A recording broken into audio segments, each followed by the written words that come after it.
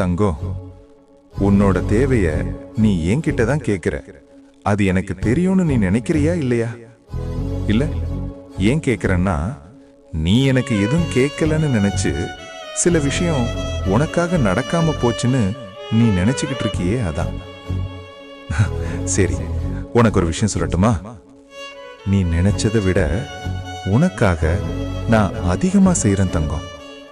ஆனா அங்கதான் நீ அடிக்கடி ஒரு விஷயத்த மறந்துடுற.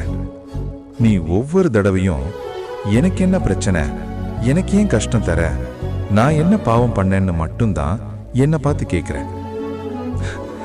கஷ்டம் வந்துச்சுன்னு நீ என்ன சந்தேகப்படாத தங்கம். அதே கஷ்டம்தான் உன்னை இன்னும் உயரமா நிக்க வச்சுக்கிட்டு இருக்கு.